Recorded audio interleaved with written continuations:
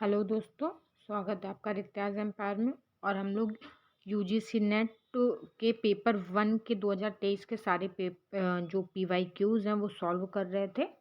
तो इसकी मैंने एक प्लेलिस्ट बना रखी है पूरी, और इसी प्लेलिस्ट की अगली वीडियो है दोस्तों। और दोस्तों आज 5 तारीख है। सभी लोगों के जिनके भी 6, 7 और 8 को एग्ज़ाम्स हैं यूजीसी नेट के, उनके एडमिट कार्ड आ गए हैं। तो जिन लोगों ने नहीं देखे हैं वो लोग जाके अपने एडमिट कार्ड निकाल लें जाके। और सभी को अपने अपने एग्ज़ाम के लिए ऑल द बेस्ट। चलिए हम लोग अपनी वीडियो स्टार्ट करते हैं। सबसे पहले हम लोग अपनी DI शुरू करते हैं। पहले हमें एक ये सारणी दी गई है दोस्तों, जिसमें एक तरफ कंपनी है। निम्नांकित तालिका में फर्स्ट A से F 6 कंपनियों द्वारा उत्पादित P और Q उत्पादों की कुल संख्या प्रतिशत, और सेकंड में A P से Q का अनुपात, और तीसरे में P और Q की प्रतिशत बिक्री को दर्शाया गया है। इन कंपनियों द्वारा उत्पादित P और Q उत्पादों की कुल संख्या 8 लाख है। तालिका में दिए गए दत्त के आधार पर प्रश्नों के उत्तर देने हैं। तो दोस्तों हम लोग इसके बाद अपनी सारणी देख लेते हैं। इसमें कंपनी A से लेके F तक है। उसके बाद दूसरे में है P और Q का बंटन प्रतिशत, ये इसमें सबका प्रतिशत दिया गया। उसके बाद ये अनुपात PQ का पूरा रेशियो दिया गया। उसके बाद बिक्री प्रतिशत P और Q का दिया गया है। दोस्तों हम लोग पहला क्वेश्चन पढ़ेंगे। कंपनी A और B दोनों द्वारा एक साथ निर्मित उत्पादों की कुल संख्या और कंपनी D द्वारा निर्मित उत्पादों की कुल संख्या में कितना अंतर है। तो दोस्तों इसमें हम लोगों को, जैसे कि आप लोग की तालिका पढ़ेंगे, तो इसमें हमें बताया गया है कि इन कंपनियों द्वारा उत्पादित P और Q उत्पादों की कुल संख्या 8 लाख है। तो पहले हम लोग इस 8 लाख से A और B का जो निर्मित अनुपात है वो निकाल लेंगे, और उसके बाद फिर कंपनी D द्वारा निर्मित उत्पाद है जो उसका प्रतिशत जो है इसमें दिया हुआ है, जैसे D का, तो वो निकालेंगे और उसमें फिर A और B में घटा देंगे दोस्तों। तो इससे हमारा अंतर निकल आएगा। चलिए हम लोग इसकी व्याख्या भी देख लेते हैं। जैसे कि कंपनी A द्वारा निर्मित, कंपनी A द्वारा कितना है 24%, और B द्वारा कितना है 18%। दोनों का 8 लाख से निकालेंगे, फिर इन दोनों को ऐड कर देंगे दोस्तों। देखिए जैसे चाहे हम लोग पहले भी ऐड करके एक साथ निकाल सकते थे, अलग अलग प्रतिशत निकाल के फिर इन दोनों को ऐड कर देंगे। और फिर D द्वारा, जो D है 28%, तो 8 लाख का 28% निकाल के फिर इन दोनों को जोड़ के A और B को जोड़ के इसमें D को घटा देंगे, हमारा आंसर आ जाएगा। दोस्तों अगला क्वेश्चन है कंपनी F द्वारा उत्पादित। कंपनी F देखिए दोस्तों, पहले जो बोलता जाएगा हमेशा मैथ में वही फॉलो करते जाएंगे, हमारा आंसर आ जाएगा। बस थोड़ी सी प्रैक्टिस की दोस्तों ज़रूरत होती है। मैथ सिर्फ प्रैक्टिस मांगती है। मैं भी दोस्तों मैथ की स्टूडेंट नहीं रही हूँ, बायो की स्टूडेंट रही हूँ, इसीलिए मैं कह रही हूँ कि मैथ सिर्फ प्रैक्टिस मांगती है थोड़ी सी। आप लोग थोड़ी सी प्रैक्टिस से भी अपनी मैथ को बेटर कर सकते हैं। इसमें जैसे कि F निर्मित उत्पाद है, F कितना दिया गया है 8%। तो हम लोग सबसे पहले 8 लाख का 8% निकाल लेंगे, तो 0.64 लाख निकल आएगा हमारा। उसके बाद क्या बोल रहे हैं, ये उत्पादित P और Q उत्पादों की कुल संख्या में अंतर पूछ रहा है। तो इसमें जो P और Q का ये आप लोग देख सकते हैं, इसमें प्रतिशत बताया गया है, तो इसका प्रतिशत निकाल लेंगे हम लोग, हमारा आंसर आ जाएगा। सभी 6 कंपनियों द्वारा बेचे गए P उत्पादों की औसत संख्या, तो P किधर है, ये दिया गया है। P उत्पादों की जो संख्या दी गई है, इनको आपस में जोड़ के इनका एवरेज निकालना है दोस्तों। अगला क्वेश्चन है कंपनी E द्वारा बेचे गए उत्पादों P और Q की संख्या में अंतर। दोस्तों इसमें भी वही किया गया है, पहले E का प्रतिशत, फिर मतलब कंपनी जो E है उसमें P और Q का पहले प्रतिशत निकाल लेंगे, और उसके बाद उसमें अंतर यानी घटा देंगे, तो हमारा आंसर निकल आएगा।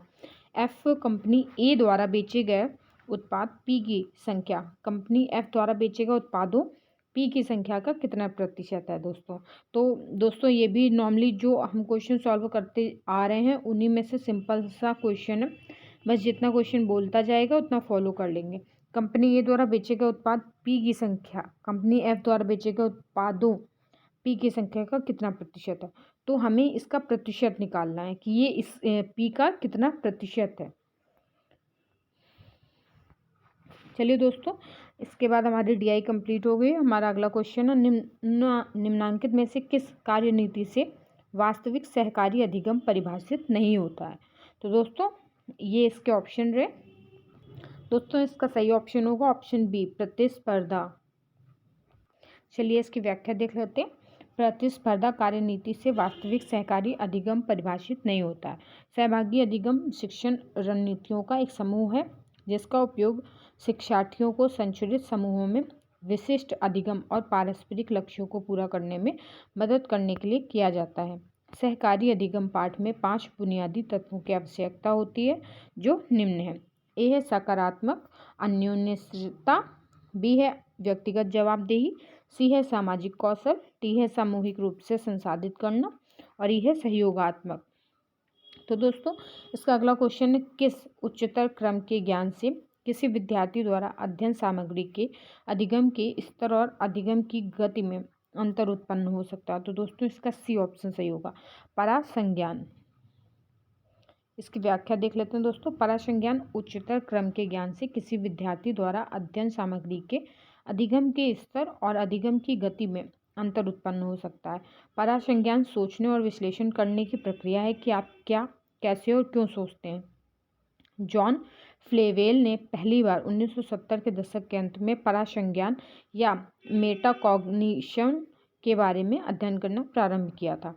फ्लेवेल के अनुसार परासंज्ञान के दो भाग थे, परासंज्ञानात्मक ज्ञान और मेटाकॉग्निटिव विनियमन ज्ञान के 7 प्रकार होते हैं। मुखर ज्ञान, निहित ज्ञान, निःशब्द जानकारी, प्रक्रियात्मक ज्ञान, घोषणात्मक ज्ञान जानकारी, एक उत्तरोत्तर ज्ञान, एक प्राथमिक ज्ञान। अगला क्वेश्चन है दोस्तों, निम्नांकित में से क्या अव्यक्त दीर्घावधिक स्मृति का प्रारूप नहीं है। तो दोस्तों इसका सी ऑप्शन सही होगा, उपख्यानात्मक स्मृति। उपख्यानात्मक स्मृति अव्यक्त दीर्घकालिक स्मृति का प्रारूप नहीं है। एपिसोडिक मेमोरी एक व्यक्तिगत अनुभव के सचेत स्मरण को संदर्भित करती है जिससे यह जानकारी होती है कि कब, कहाँ, क्या हुआ। यह एक प्रासंगिक स्मृति एक विशिष्ट घटना की स्मृति है क्योंकि प्रत्येक व्यक्ति का एक अलग दृष्टिकोण और घटना का अनुभव होता है। एपिसोडिक मेमोरी शब्द पहली बार 1972 में एंडल ट्यूलिंग द्वारा पेश किया गया था ताकि अतीत की घटनाओं को याद करने और तथ्यात्मक जानकारी जानने के बीच अंतर किया जा सके, जिसे सिमेंटिक मेमोरी के रूप में जाना जाता है। दोस्तों हमारा अगला क्वेश्चन है, लिस्ट 1 को लिस्ट 2 से सम्मिलित करना है।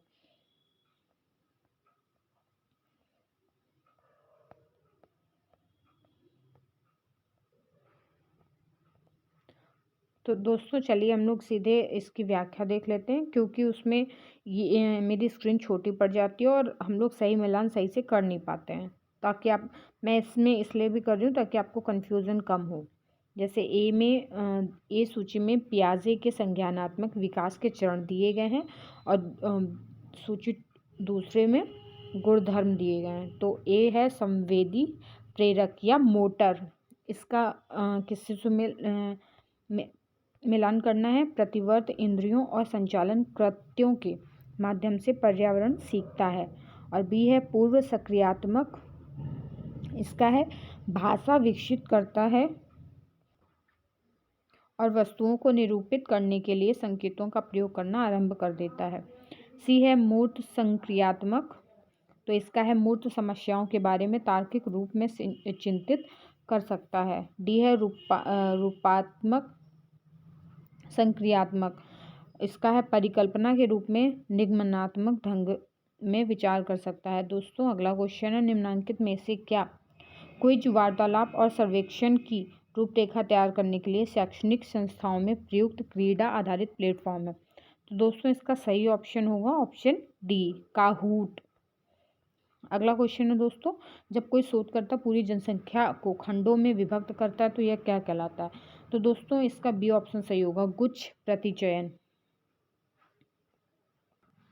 गुच्छ प्रतिचयन के निम्न चरण है। पहला नमूना, फिर सैंपलिंग, फ्रेम बनाएं और मूल्यांकन करें। तीसरा है समूह निर्धारण करें। चौथा है क्लस्टर चुनें और पांचवा है उप प्रकार बनाएं। तो दोस्तों इसका अगला क्वेश्चन है, किसी परिमित जनसंख्या के प्रतिचयन बंटन के मध्यमानों को माध्यम होता है। तो इसका सही ऑप्शन सी है, उस जनसंख्या के मध्यमान के समान। किसी परिमित जनसंख्या के प्रतिचयन बंटन के मध्यमानों का मध्यमान उस जनसंख्या के मध्यमान के समान होता है। प्रतिचयन बंटन से अभिप्राय यादृच्छिक रूप से चुने गए प्रतिदर्शियों का अध्ययन करने से है, जिससे प्राप्त होने वाले संभावित परिणामों में होने वाले परिवर्तनों को समझा जा सके। जब किसी समूह के आंकड़ों द्वारा आंकड़ों अथवा प्राप्त अंकों को जोड़कर समूह की संख्या से विभाजित किया जाता है तो प्राप्त राशि को उस समूह के आंकड़ों का मध्यमान कहा जाता है। मध्यमान पूरे समूह का प्रतिनिधित्व करता है। अगला क्वेश्चन है दोस्तों, शोध, अभिकल्प और पद्धति में वैधता के मुख्य प्रकार हैं। तो ए है आंतरिक, बी है बाह्य, सी है निर्मित, डी है सांख्यिक निष्कर्ष। तो दोस्तों इसका सही ऑप्शन होगा D, A B C D. शोध, अभिकल्प और पद्धति में वैधता के कुल 7 प्रकार हैं जो निम्न हैं। पहला है चेहरा वैधता, दूसरा है सामग्री वैधता, तीसरा है वैधता का निर्माण और चौथा है आंतरिक वैधता। पांचवा है बाह्य वैधता और उसके बाद छठवां है सांख्यिकीय वैधता, सातवां है मानदंड से संबंधित वैधता। वैधता का निर्माण वैधता वह डिग्री है जिस पर आपके अध्ययन में परिचालनों से अनुमान लगाया जा सकता है जिस पर वे संचालन आधारित है। अगला आंतरिक वैधता उस सीमा को संदर्भित करती है जिस पर स्वतंत्र चर को देखे गए प्रभाव का उत्पादन करने के लिए सटीक रूप से कहा जा सकता है। यह वह डिग्री है जिस पर एक परिणाम में हेरफेर किया जा सकता है। बाह्य वैधता से तात्पर्य उस सीमा से है जिस तक किसी अध्ययन के परिणामों को नमूने से परे सामान्यीकृत किया जा सकता है। सांख्यिकीय निष्कर्ष वैधता, यह वैधता इस बात का निर्धारण है कि कारण और प्रभाव चर के मध्य संबंध सभिन्नता मौजूद है या नहीं। इस प्रकार की वैधता की आवश्यकता है पर्याप्त नमूनाकरण प्रक्रियाओं को सुनिश्चित करना, उपयुक्त सांख्यिकीय परीक्षण, विश्वसनीय माप प्रक्रिया। अगला क्वेश्चन है दोस्तों, कथन पहला है प्रतिचयन जिसमें जनसंख्या के प्रत्येक सदस्य को एक बार से अधिक नहीं चुना जा सकता है प्रतिस्थापन युक्त प्रतिचयन कहलाता है। कथन दूसरा है प्रतिचयन जिसमें जनसंख्या के प्रत्येक सदस्य को एक बार से अधिक चुना जा सकता है प्रतिस्थापन रहित प्रतिचयन कहलाता है। तो दोस्तों इसका कौन सा ऑप्शन सही होगा? दोस्तों इसका बी ऑप्शन सही होगा। कथन पहला और कथन दूसरा दोनों ही गलत हैं इसमें। चलिए हम लोग इसकी व्याख्या देख लेते हैं, क्योंकि जब भी कोई कथन गलत होता है तो व्याख्या से हमें जो उसका सही कथन है या सही सेंटेंस है वो पता चलता है। इसकी व्याख्या देख लेते हैं। प्रतिस्थापन युक्त प्रतिचयन को यादृच्छिक प्रतिचयन के रूप में परिभाषित किया जाता है जो प्रतिचयन में जनसंख्या के प्रत्येक सदस्य को एक से अधिक बार चुने जाने की अनुमति प्रदान करना है। और प्रतिस्थापन रहित प्रतिचयन क्या है?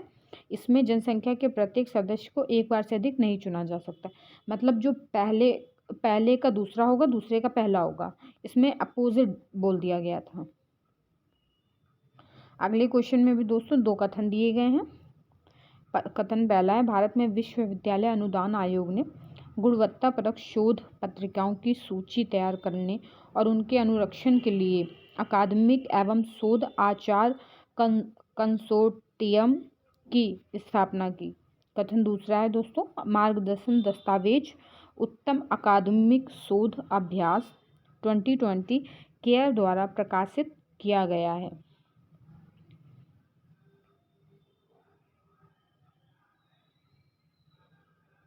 चलिए दोस्तों इसका सही ऑप्शन देखते हैं। ऑप्शन सी इसका सही है दोस्तों। कथन पहला सही है लेकिन दूसरा कथन गलत है दोस्तों। चलिए इसकी व्याख्या भी थोड़ी सी देख लेते हैं जितने इंपॉर्टेंट पॉइंट्स हैं।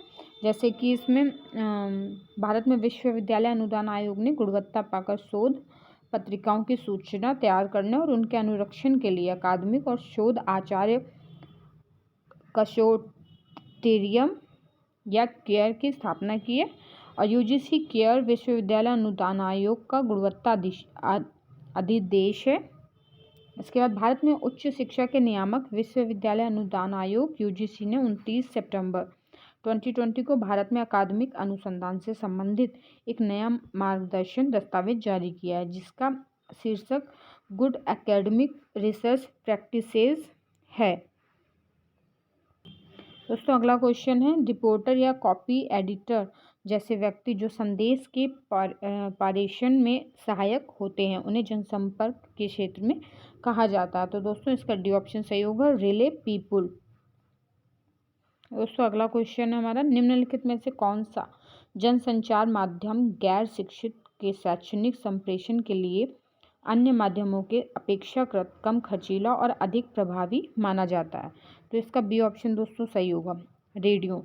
रेडियो को जनसंचार माध्यम गैर शिक्षित के शैक्षणिक संप्रेषण के लिए अन्य माध्यमों के अपेक्षाकृत कम खर्चीला और अधिक प्रभावी माना जाता है।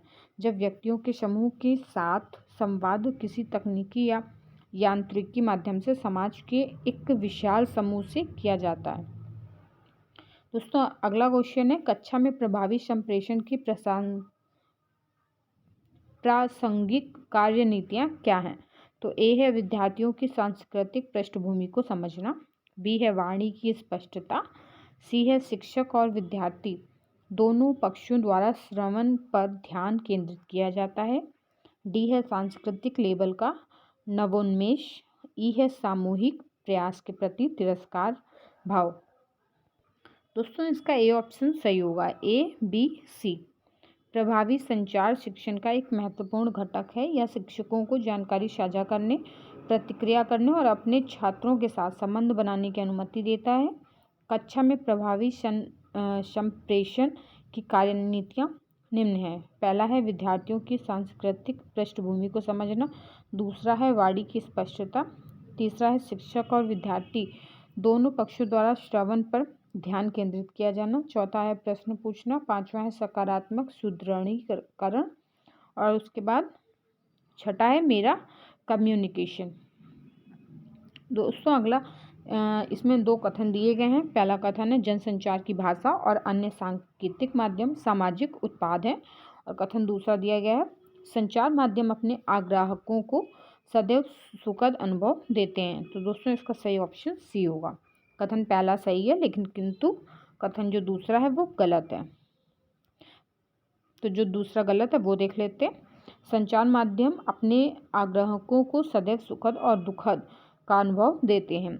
संप्रेषण माध्यम एक साधन विधि है जिसका उपयोग संदेश प्रेषक द्वारा प्राप्तकर्ता तक संदेश पहुंचाने का कार्य किया जाता है। संप्रेषण माध्यम विभिन्न कंप्यूटिंग उपकरणों को जोड़ने के लिए एक साधन के रूप में कार्य करता है। दोस्तों अगला क्वेश्चन है, नीचे दो कथन दिए गए हैं। पहला कथन है अनुनयकारी संप्रेषण में सत्य और मिथ्या के बीच का विभेद धुंधला नहीं होता। कथन दूसरा है सामूहिक व्यवहित संप्रेषण में सत्य कभी भी परिलक्षित या प्रतिबिंबित नहीं होता है। दोस्तों इसका बी ऑप्शन सही होगा। कथन पहला और दूसरा दोनों गलत हैं। चलिए, अनुनयकारी संप्रेषण में सत्य और मिथ्या के मध्य विभेद धुंधला होता है। इसमें दूसरों को यह समझाने के लिए सहमत करना होता है कि कोई क्या संवाद करने की कोशिश कर रहा है। सामूहिक व्यवहित संप्रेषण में सत्य परिलक्षित होता है। इस संचार में दो से अधिक भागीदार होता है और समूह में व्यक्तियों को विशेष कार्य तथा भूमिकाएं दी जा सकती है जो सूचना आदान प्रदान के लिए असमान संभावनाएं पैदा करती है। अगला क्वेश्चन है दोस्तों, नीचे दी गई श्रृंखला में अगला पद। तो दोस्तों ये सारणी श्रृंखला जो दी गई है इसको एक दूसरे से हम लोग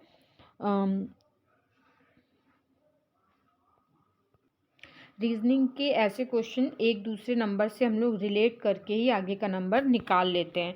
तो सबसे पहले हम लोग ये देखते हैं कि हर नंबर का एक दूसरे से कितना अंतर है, और इन सब में क्या सिमिलैरिटी है, तो उसी तर्ज पे हम लोग जो आगे का नंबर होता है वो निकाल लेते हैं। जैसे कि आप लोग व्याख्या में देख सकते हैं कि इसमें कौन सी वाली ट्रिक हमारी लग रही है। चलिए अगला क्वेश्चन देखते हैं दोस्तों। अगला क्वेश्चन हमारा ये हमारा क्वेश्चन है, किसी परिवार के 6 सदस्यों की औसत आयु 30 वर्ष है। तो दोस्तों सबसे पहले पहली लाइन से हम लोग क्वेश्चन को फॉलो करते चलेंगे। जैसे कि मैं बोलती हूँ कि मैथ में अच्छे से थोड़ी सी प्रैक्टिस के बाद अगर आप क्वेश्चन को समझ पा रहे हैं, समझ के पढ़ रहे हैं, तो आपका क्वेश्चन अपने आप धीरे धीरे सॉल्व हो जाएगा, अगर आप एक एक लाइन को उसी तरह से फॉलो कर रहे हैं जैसे सवाल कह रहा है। ठीक है, जैसे इसमें कहा गया है किसी परिवार के 6 सदस्यों की औसत आयु 30 वर्ष है, तो 6 सदस्यों की औसत आयु 30 वर्ष है। तो सबसे पहले हम लोग इसका जो पूरी एज है वो निकाल लेंगे। तो 30 इंटू 6 कर देंगे तो हमारी जो 6 सदस्यों की टोटल आयु होगी वो आ जाएगी, कितनी आ जाएगी, 180 वर्ष। इस परिवार के सबसे छोटे 10 वर्षीय सदस्य जुड़वा हैं। तो जुड़वा सदस्यों के जन्म से ठीक पूर्व परिवार के सदस्यों की औसत आयु ज्ञात करें। दोस्तों जैसा कि दोस्तों अगर दो जो छोटे सदस्य हैं, 6 में से 2 सदस्य जो छोटे हैं उनकी वो दोनों जुड़वा हैं, यानी कि 20 साल उनकी एज होगी। तो उनके जन्म से ठीक पूर्व, तो अगर वो 10 साल के हैं दोस्तों तो सभी को 10-10 साल सबकी एज से हम लोग 10-10 साल निकाल लेंगे, क्योंकि 10 साल पहले की उन लोगों की औसत आयु पूछी जा रही है और चूंकि वो लोग अभी 10 साल के हैं तो सबसे पहले 20 साल हम लोग इन्हीं बच्चों के जो हैं वो ऐड कर लेंगे।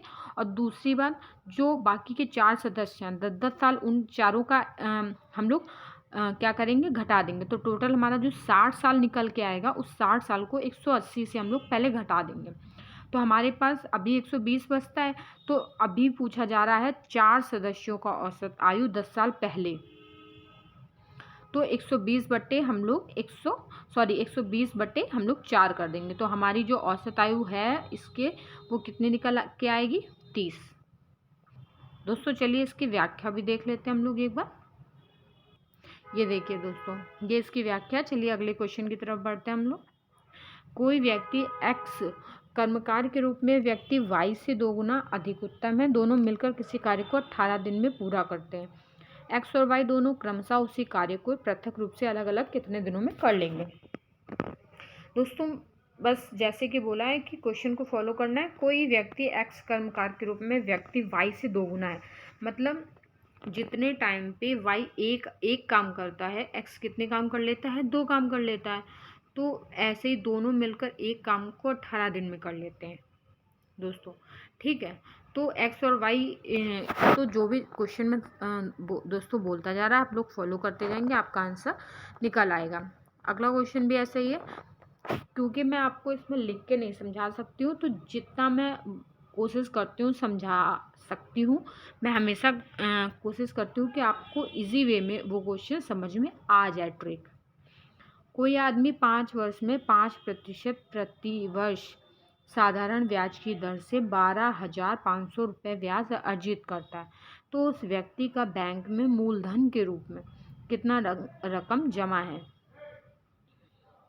तो दोस्तों इसमें 5 वर्ष में 5% प्रति वर्ष साधारण ब्याज की दर बताई गई है। तो बस इसमें यही फॉर्मूला जो आप लोग देख रहे हैं, ब्याज बराबर मूलधन इंटू दर इंटू समय बटे 100, बस इस फॉर्मूले से हमारा आंसर सीधे सीधे आ जाएगा दोस्तों। अगला क्वेश्चन है हमारा, कोई बालिका अपने घर के बाहर उत्तर दिशा की ओर मुख करके खड़ी है, वह अपने दाएं मुड़कर 50 मीटर चलती है, उसके बाद वह अपने दाएं मुड़कर 60 मीटर चलती है, पुनः वह अपनी दाईं दिशा में मुड़कर 50 मीटर चलती है, फिर वह अपने दाएं मुड़कर 80 मीटर चलती है, अंततः एक बार फिर वह अपने दाएं मुड़कर 80 मीटर चलती है।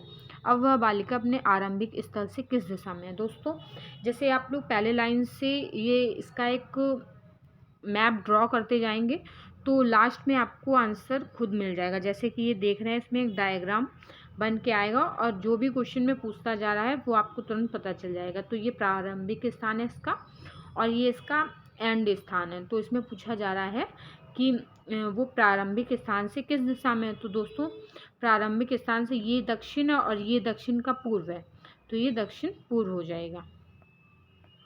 अगला क्वेश्चन है दोस्तों हमारा, निम्नलिखित युक्ति में कौन सा अनाकारिक तर्क दोष है। शताब्दियों से ज्योतिष के दावों का निर्णायक साक्ष्य प्रदान करने के प्रयास किए जा रहे हैं, लेकिन इसमें कोई सफलता नहीं मिली है। इसलिए हमें निष्कर्ष निकालना चाहिए कि ज्योतिष असंगत विधा के अलावा कुछ भी नहीं है। तो दोस्तों इसका डी ऑप्शन सही है, पराज्ञान मूलक युक्ति। शताब्दियों से ज्योतिष के दावों का निर्णायक साक्ष्य प्रदान करने के प्रयास किए जा रहे हैं, लेकिन इसमें कोई सफलता नहीं मिली है। इसलिए हमें निष्कर्ष निकालना चाहिए कि ज्योतिष असंगत विद्या के अलावा कुछ भी नहीं है। इस युक्ति में पराज्ञान मूलक युक्ति अनाकारिक तर्क दोष है।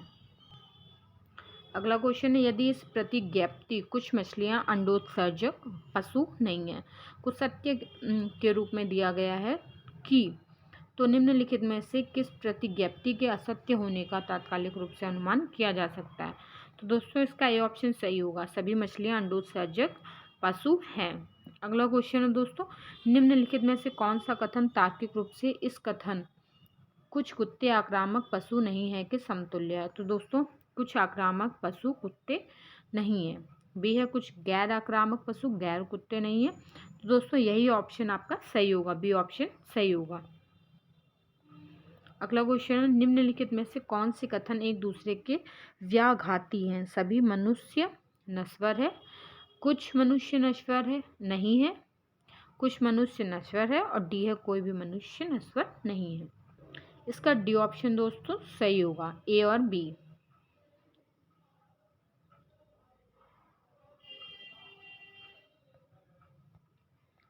अगला क्वेश्चन है, मैं जब कुछ मिनट पहले कार्यालय में गया था तब मेज पर कोई कॉफ़ी नहीं थी, लेकिन मैं अब लौटा हूँ तो मेरी मेज पर एक कप कॉफ़ी पड़ी हुई है।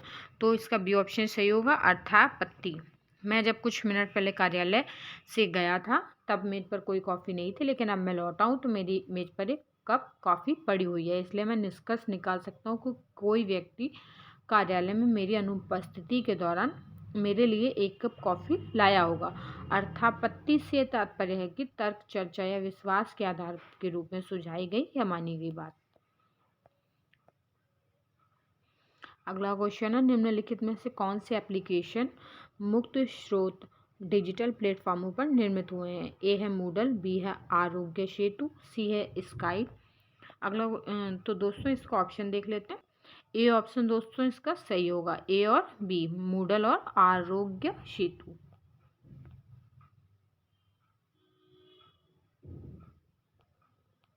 इसकी व्याख्या देख लेते हैं दोस्तों। मूडल और आरोग्य सेतु एप्लीकेशन मुक्त स्रोत या ओपन सोर्स डिजिटल प्लेटफॉर्मों पर निर्मित हुए हैं। मूडल ऐप यह एक मुक्त सॉफ्टवेयर है या शिक्षण प्रबंधन प्रणाली है जो लर्निंग के लिए एक मंच प्रदान करता है या विभिन्न शिक्षकों को विभिन्न पाठ्यक्रमों और पाठ्यक्रम की अवधारणा बनाने में मदद करती है। इससे ऑनलाइन छात्रों के साथ बातचीत की सुविधा मिलती है। आरोग्य सेतु ऐप, केंद्र सरकार ने कोविड-19 के मामले को ट्रैक करने हेतु इस ऐप को लॉन्च किया था और यह ऐप 11 भाषाओं में उपलब्ध है और इसमें देश के सभी राज्यों के हेल्पलाइन नंबरों की सूची भी दी गई है। दोस्तों इस अगला क्वेश्चन में हमें लिस्ट 1 को 2 से सम्मिलित करना है। तो दोस्तों इसका ए ऑप्शन सही है। वेब 1.0 सूचना अभिगम का लोकतांत्रिकरण, वेब 2.0 विषय वस्तु निर्माण या उत्पादन को लोकतांत्रिकरण, और वेब 3.0 क्रिया एवं ज्ञान की क्षमता को लोकतांत्रिकरण, और वेब 5.0 भाव प्रवण वेब। दोस्तों अगला क्वेश्चन, नीचे दो कथन दिए गए हैं। पहला कथन है, सूचना एवं संचार प्रौद्योगिकी के माध्यम से राष्ट्रीय शिक्षा मिशन की परिकल्पना केंद्र सरकार द्वारा प्रायोजित योजना के रूप में की गई है। और कथन दूसरा है, NMEICT ने प्राथमिक, माध्यमिक और उच्च शिक्षा संस्थानों में अध्ययनरत नौनिहालों एवं नवयुवकों हेतु आश्चर्यजनक लाभ प्रदान किए हैं। तो दोस्तों इसका सही ऑप्शन सी होगा। कथन पहला सही है किंतु कथन दूसरा गलत है। सूचना और संचार प्रौद्योगिकी के माध्यम से राष्ट्रीय शिक्षा मिशन की परिकल्पना केंद्र सरकार द्वारा प्रायोजित योजना के रूप में की गई है। यह 11वीं पंचवर्षीय योजना अवधि के दौरान उच्च शिक्षा में सकल नामांकन को 5% तक बढ़ाने में प्रमुख हस्तक्षेप होने की उम्मीद है। NMEICT उच्च शिक्षा संस्थानों में अध्ययनरत नौनिहालों एवं नवयुवकों हेतु आश्चर्यजनक लाभ प्रदान किए गए। शिक्षा के 3 मूल सिद्धांतों पहुंच, इक्विटी और गुणवत्ता को सभी कॉलेज और विश्वविद्यालयों को कनेक्टिविटी प्रदान करना है। अगला क्वेश्चन है डिजिटल हस्ताक्षर सेवा जिसे आधार मंच पर प्रारंभ किया गया है कहलाती है। तो दोस्तों इसका बी ऑप्शन सही होगा, ई साइन डेक्स। अगला क्वेश्चन है दोस्तों सूचना एवं प्रौद्योगिकी संशोधन अधिनियम 2008 जिसका उद्देश्य अपराध से निपटने हेतु बनाई गई विधियों को सशक्त बनाना था, भारत में कब प्रवर्तन में आया? तो दोस्तों इसका ए ऑप्शन सही होगा, 27 अक्टूबर 2009 को। सूचना एवं प्रौद्योगिकी अधिनियम 2008 जिसका उद्देश्य साइबर अपराध से निपटने हेतु बनाई गई विधियों को सशक्त बनाना था, भारत में यह 27 अक्टूबर 2009 को प्रवर्तन में आया था और इसका उद्देश्य ई गवर्नेंस को सुविधाजनक बनाना, साइबर अपराध को रोकना और देश के भीतर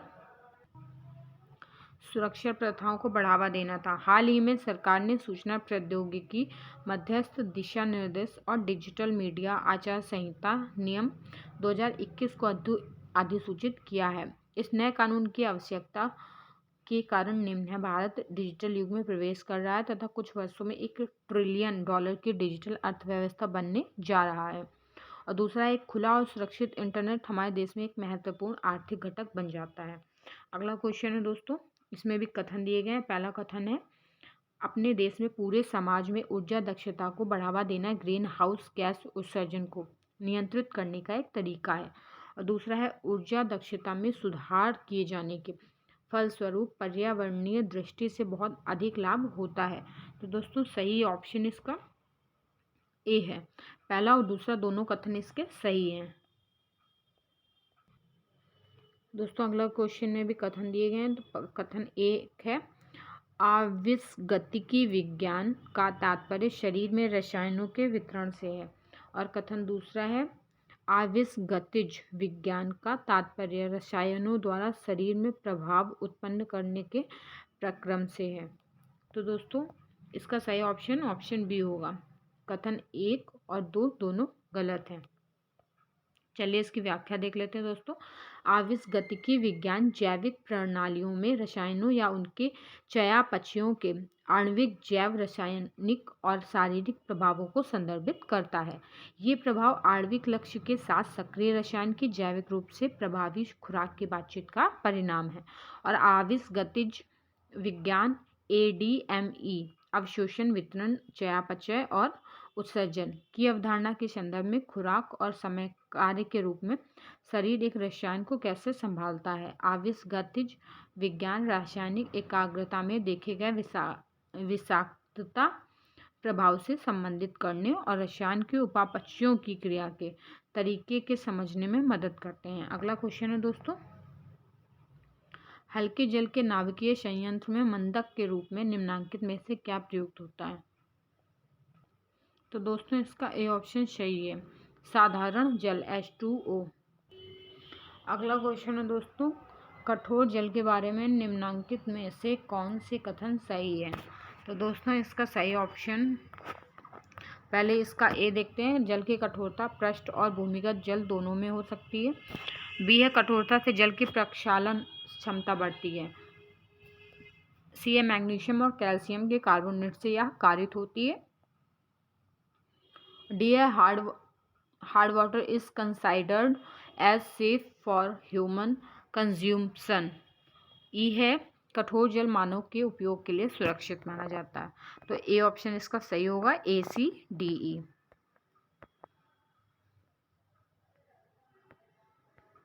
अगला क्वेश्चन है हमारा, संधारणीय विकास लक्ष्यों SDG को निम्नलिखित में से किस वर्ष तक प्राप्त किया जाना है? तो दोस्तों इसका डी ऑप्शन से होगा, 2030 तक। संयुक्त राष्ट्र द्वारा वर्ष 2015 में स्थापित संधारणीय विकास लक्ष्यों को वर्ष 2030 तक प्राप्त करना है और इसमें 17 लक्ष्य और 169 उपलक्ष्य तथा 304 संकेतक हैं और सतत विकास लक्ष्यों का एजेंडा 2012 में Rio+20 शिखर सम्मेलन में प्रस्तुत किया गया था। यह एक एकीकृत परिवर्तनकारी एजेंडा है जिसका उद्देश्य उन कार्यों को बढ़ावा देना है जो गरीबी को समाप्त करेंगे और एक सशक्त विश्वास का निर्माण करेंगे। एजेंडों को फ्यूचर की वांट के नाम से जाना जाता है। अगला क्वेश्चन है दोस्तों, 21वीं सदी में भारत में उच्च शिक्षा के विकास के केंद्र बिंदु होने चाहिए। ए है अभिगम एवं साम्या, बी है एकल अधिक्षेत्र वाले सरकारी सहायता प्राप्त विश्वविद्यालय, सी है बाजार प्रेरित शुल्क संरचना एवं गुणवत्ता, डी है जवाबदेही एवं गुणवत्ता। अगला तो इसका सही ऑप्शन होगा ए और डी, ऑप्शन ए। अगला क्वेश्चन है दोस्तों, लिस्ट 1 को 2 से सुमेलित करना। लिस्ट 1 में भारत के उच्च शिक्षा आयोग की प्रशाखाएं और 2 में है प्रशाखा का के नाम।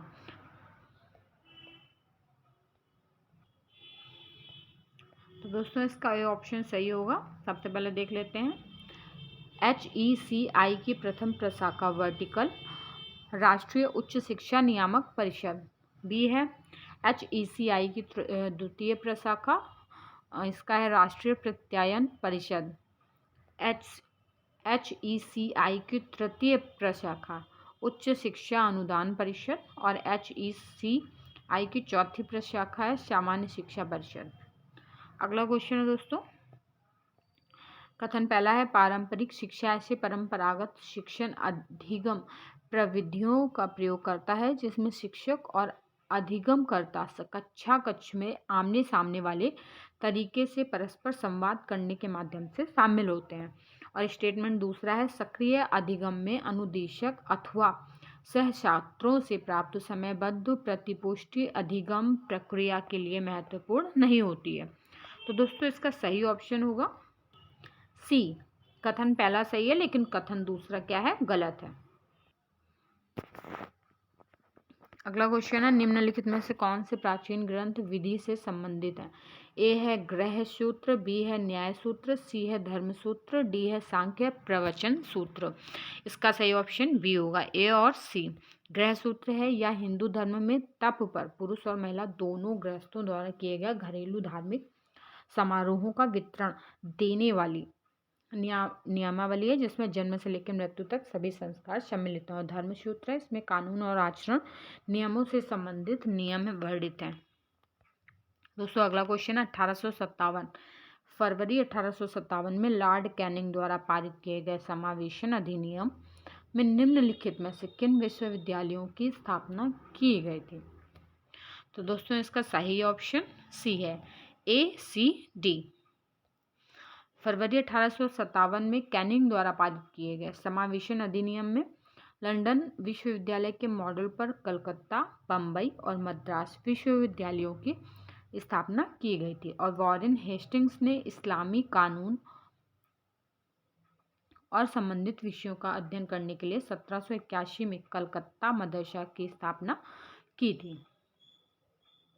और सैडलर आयोग की स्थापना कलकत्ता विश्वविद्यालय के मुद्दों की जांच और रिपोर्ट करने के लिए गठित किया गया था। दोस्तों इसके बाद हमारे जैसे कि लास्ट के 5 जो क्वेश्चंस हैं वो पैसेज पे आधारित होते हैं। हमारा जो गद्यांश है उसी से 5 क्वेश्चन हमारे कहीं ना कहीं सॉल्व होते हैं। तो ये आप लोग इसकी व्याख्या देख लीजिए। मैं इसके क्वेश्चन और आंसर आपको पढ़ के ज़रूर बता दूंगी। दोस्तों ये पैसेज और इसके क्वेश्चन आंसर तो रिपीट नहीं होते हैं, लेकिन हाँ इससे आप लोग प्रैक्टिस अच्छे से कर सकते हैं कि कैसे पैसेज आते हैं और उनसे कैसे क्वेश्चन या आंसर आप लोग निकाल के इसके सही आंसर कर सकते हैं। तो इसका अगला क्वेश्चन है अब भारत में दृश्यमान परिवर्तन का कारण है। तो इसका सही ऑप्शन देख लेते हैं दोस्तों। सही ऑप्शन सी है, बाजार संवेग। अगला क्वेश्चन है इसका भारत में होने वाले परिवर्तन की व्याख्या निम्नलिखित में से किस रूप में की जा सकती है। तो इसका डी ऑप्शन सही होगा, आशा की राजनीति। दोस्तों इसका अगला क्वेश्चन होगा भविष्य में युवा वर्ग की आस्था निम्नांकित में से किससे प्रणोदित होती है। तो बी ऑप्शन इसका सही होगा, स्व सहायता से। और इसका अगला क्वेश्चन है, निम्नांकित में से किसके कारण भविष्य में जनता की आस्था सुदृढ़ हुई है। ए ऑप्शन इसका सही है, लोक कल्याण नीतियाँ। दोस्तों, इस सेट का आखिरी क्वेश्चन ये रहा, नए सशक्त भारत के लिए इस गद्यांश में निम्नांकित में से किसके महत्व को उजागर किया गया है। तो इसका डी ऑप्शन सही होगा, आर्थिक सुधार और उदारीकरण। दोस्तों, ये वीडियो हमारी यहीं से कंप्लीट होती है, और कल से जिसके भी एग्ज़ाम हैं उन सभी को ऑल द बेस्ट, और जिनके भी दूर एग्ज़ाम्स हैं वो लोग अपनी हेल्थ का ख्याल रखें और अच्छे से अपना एग्ज़ाम दें।